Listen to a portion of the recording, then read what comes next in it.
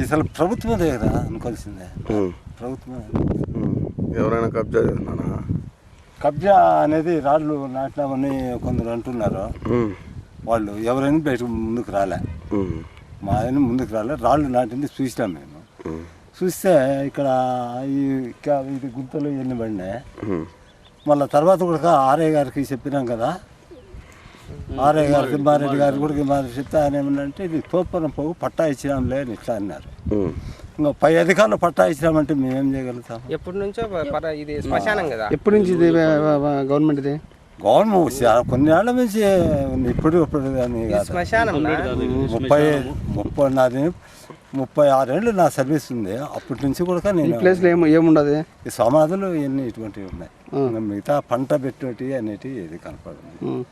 ఇసుక ఎవరు లోడుతా ఉండేది? అది ఎవరైంది తెలియదు, వాస్తవంగా వాళ్ళ పేర్లు తెలియదు, వాళ్ళ నుండి తోలుతా ఉండేది. అయితే మేము ఇక్కడ చూడబోతే ఇది ఇట్లున్నది ఈ పరిస్థితి. అది ఒకనాడు ఆలోచించి చెప్పినామా, ఫోన్ చేసి ఎవరికి చెప్పిన? ఆర్ఐ గారికి వాళ్ళు చెప్తే తిమ్మారెడ్డికి చెప్తే అది తోపురం పోగు పట్టా ఇచ్చేసినాంలే. ఎవరికి తెలియకుండా ఏరు కదా అట్లా శ్మశానం కదా. మాకు కూడా విఆర్ఓకు మాకు కూడా కాపీ రావాల, పొలంలో పట్టా ఇచ్చిన. మీకైతే రాలా? మాకేం పర్మిషన్ రాదు. నా అనుభవం ప్రకారం నాకేం తెలియదు. నీ పేరేం పేరు? నా పేరు నరసింహులు, పి నరసింహులు. ఏం పని చేస్తానా? నేను తలారి మాసాపేట గ్రామం.